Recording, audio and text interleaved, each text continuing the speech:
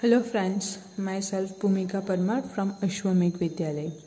From today we are going to start the new chapter. The title of this chapter is Data Handling. Same chapter जो है आप लोग अपने 7th standard में देख चुके हैं, लेकिन वहाँ पे कुछ बेसिक आप लोगों ने देखा था. आज के ये जो 8th स्टैंडर्ड का चैप्टर है उसमें हम लोग जो है वो डिटेल में देखते हैं. वहाँ पे हम लोगों ने सिर्फ बार ग्राफ देखा था, यहाँ पे हम लोग पाई चार्ट भी देखेंगे. अब हम लोग क्या देखते हैं, तो डे टू डे लाइफ में हम लोग जो है कुछ इंफॉर्मेशंस देखते हैं, जैसे कि runs made by a batsman in the last 10 test matches. अब अभी जो है IPL के मैचेस चल रही हैं, तो उसमें हम लोगों के पास जो है वो ग्राफिकली देख सकते हैं कि 10 टेस्ट मैचेस जो हैं लास्ट में, उसमें उन लोगों ने कितने रन्स बनाए हैं या फिर उनका ग्राफ जो है वो कितना बड़ा है, वो ग्राफिकली हम लोगों को डिनोट करते हैं basically for by graph. Next है number of wickets taken by a bowler in the last 10 ODIs. जो लास्ट 10 ODIs हुई हैं, मैचेस हुई हैं, उसमें उन बॉलर जो है उसने कितनी विकेट्स जो है वो कैच की हैं, कितनी विकेट्स जो है वो हासिल की हैं, तो वो भी हम लोग देखते हैं. फिर नेक्स्ट जो है marks scored by the student of your class in the mathematics unit test. आपके क्लास के जो स्टूडेंट्स हैं वो सारे के सारे स्टूडेंट्स ने मैथ्स में कितने मार्क्स जो हैं वो हासिल किए हैं. जैसे हम लोगों की अभी जो पीरियोडिक टेस्ट ख़त्म हुई है, तो इसमें उन लोगों ने कितने मार्क्स जो है वो हासिल किए हैं वो हम लोग देख सकते हैं. Number of story books read by each of your friends. तो आपकी जो फ्रेंड्स हैं उसमें से नंबर ऑफ बुक्स यानी कि किताबें जो हैं वो कितनी पढ़ी हैं वो हम लोग देख सकते हैं, या फिर उनसे पूछ के भी डेटा जो है वो हासिल कर सकते हैं. The information collected in all such cases is called data.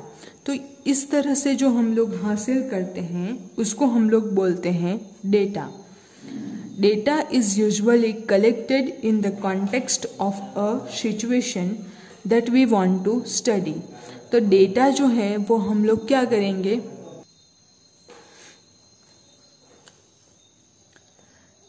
Data is usually collected the context of a situation that we want to study. जिसको हम लोग स्टडी करना चाहते हैं, जिसका हम लोग एनालिसिस करना चाहते हैं, तो उसके लिए पर्पस से हम लोग जो है वो डेटा कलेक्ट करते हैं. तो ये जो है वो पर्पस ऑफ द डेटा है. For example, a teacher may like to know the average height of student in her class. तो एक एग्जाम्पल हम लोगों के पास दिया गया है कि डेटा कलेक्शन जो है उसका पर्पस क्या है.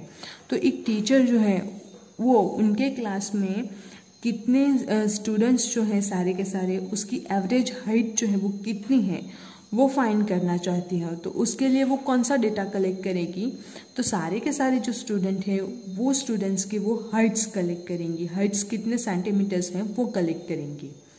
To find this she will write the heights of all the students in her class. तो उसके लिए वो अपने क्लास के सारे जो स्टूडेंट हैं उस सारे के सारे स्टूडेंट्स की हाइट जो है वो उसका डेटा जो है वो कलेक्ट करेंगी.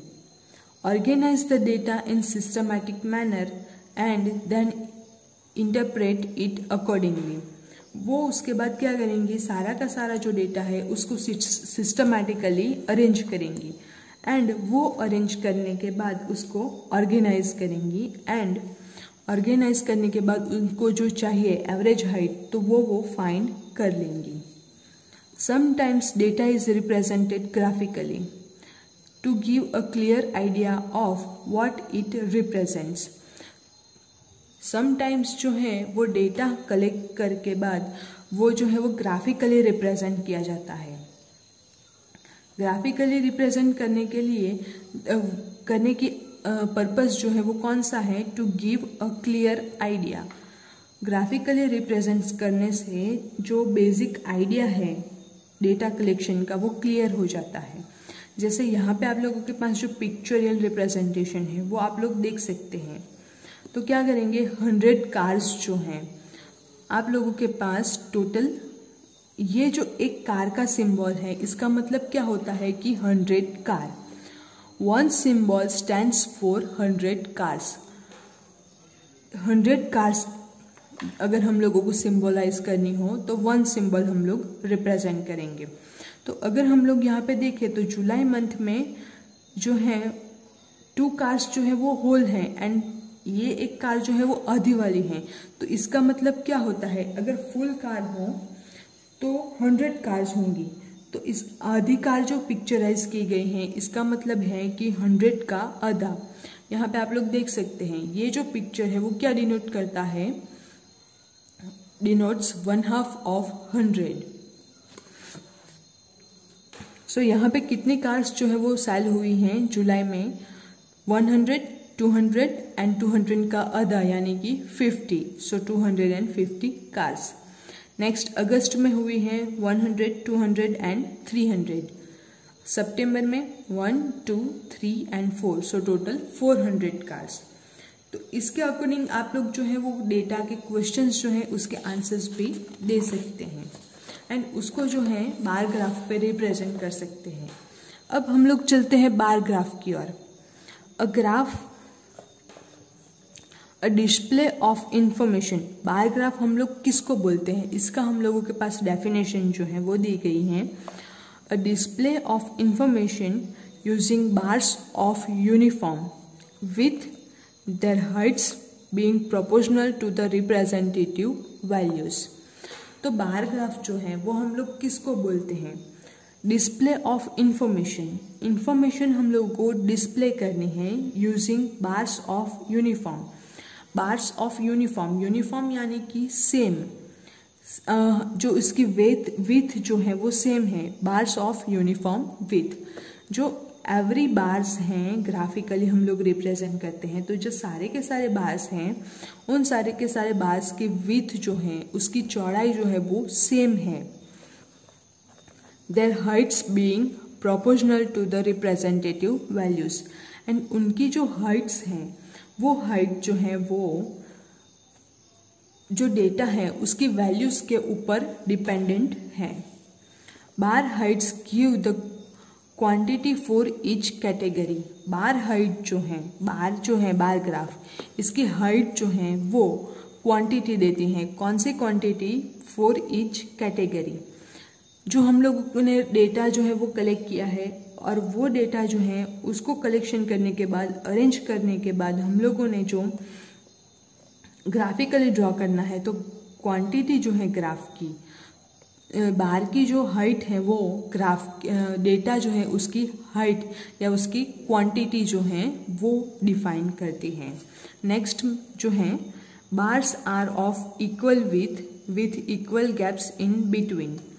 यहाँ पे हम लोगों ने डेफिनेशन ही में ही देखा है, bars of uniform with. So same bars with equal with, ये जो है ये विथ यहाँ से यहाँ तक का जो डिस्टेंस है तो वो जो है वो इक्वल है and equal gaps in between, इन दोनों के बीच वाला जो गैप है वो भी इक्वल होना चाहिए। तो इस तरह से हम लोग जो है वो बार ग्राफ्स ड्रॉ कर सकते हैं। ये जो है वो सिंगल बार ग्राफ है। ठीक उसी तरह से हम लोगों के पास जो है double bar graph.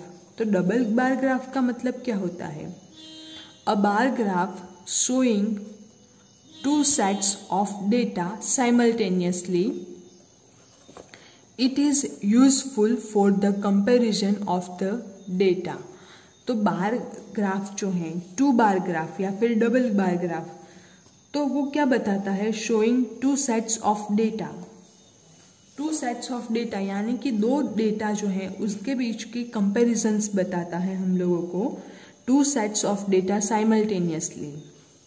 It is useful for the comparison of data. अभी मैंने आप लोगों को बताया कि ये जो है वो डेटा कंपेरिजन करने के लिए यूजफुल है। अब नेक्स्ट जो है वो है ऑर्गेनाइज द डेटा। तो डेटा जो हम लोगों के पास होगा वो हम लोग किस तरह से ऑर्गेनाइज करेंगे। Usually data available to us in an unorganised form called raw data.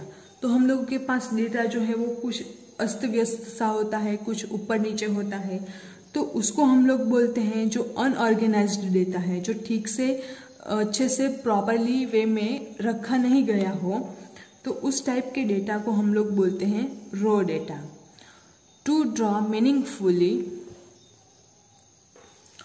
meaningful inferences, we need to organize the data systematically। हम लोगों को ये जो है रो डेटा में से मीनिंगफुल एनालिसिस करने के लिए वो जो डेटा है उसको सिस्टमैटिकली अरेंज करना होगा, उसको प्रॉपर वे में रखना होगा। For example, a group of students was asked for their favourite subject. एक जो स्टूडेंट का ग्रुप है उनको उनके फेवरेट सब्जेक्ट के बारे में पूछा गया। अब the results were as listed below.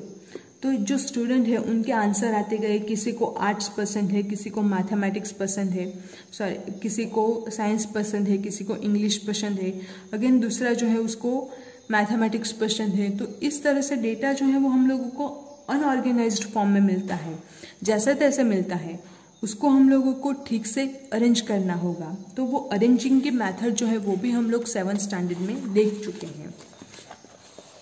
किस तरह से हम लोग अरेंज करेंगे, तो जितने डेटा होते हैं उसका वेरिएशन जो है वो हम लोग देख लेते हैं। तो यहाँ पे सब्जेक्ट है, तो सब्जेक्ट जो है वो कितने सब्जेक्ट हैं, तो एक आर्ट है, मैथ्स है, साइंस है एंड इंग्लिश है, इन चारों वेरिएशन है। अब अगर किसी को आर्ट पसंद हो तो हम लोग जो है वो एक टैली मार्क करेंगे, किसी को मैथ्स पसंद हो तो मैथ्स वाली रो में हम लोग एक टैली मार्क पुट करेंगे। इस तरह से अगर हम लोगों के पास कंटिन्यूसली 4 टैली मार्क हो जाएंगे, अब 5th वाला जो टैली मार्क है वो हम लोग चारों जो टैली मार्क्स किए हैं उसको क्रॉस करता हुआ ड्रॉ करेंगे। तो इस तरह से हम लोग जो है वो टैली मार्क ड्रॉ करेंगे एंड ठीक उसके वो जो टैली मार्क्स हैं उसको काउंट करके हम लोग नंबर ऑफ स्टूडेंट्स लिख सकते हैं, जैसे 1 2 3 4। अब ये जो हम लोगों ने क्रॉस किया यानी कि 5, तो फर्स्ट वाला जो है वो 5 एंड 6 एंड 7। सो यहाँ पे 8 पसंद करने वाले स्टूडेंट जो है वो हैं 7 स्टूडेंट।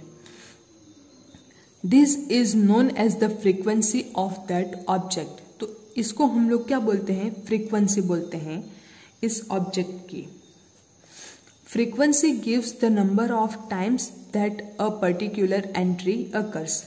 ये जो टैली मार्क्स हैं या फिर ये जो नंबर ऑफ स्टूडेंट्स है, टैली मार्क्स के अकॉर्डिंग हम लोगों ने जो नंबर्स लिखे हैं उसको हम लोग फ्रीक्वेंसी बोलते हैं। एंड फ्रीक्वेंसी जो है वो हम लोग को क्या बताती है कि जो डेटा है वो पर्टिकुलर कितनी बार रिपीटेड हुआ है, तो वो जो है हम लोगों के पास होता है। And the table made is known as frequency distribution table. उसके ऊपर से हम लोग जो टेबल बनाते हैं उस टेबल को हम लोग बोलते हैं frequency distribution table. And it gives the number of times and entry occur. अब नेक्स्ट जो टॉपिक है ग्रुपिंग डेटा, तो वो हम लोग नेक्स्ट वीडियो में देखेंगे। Thank you.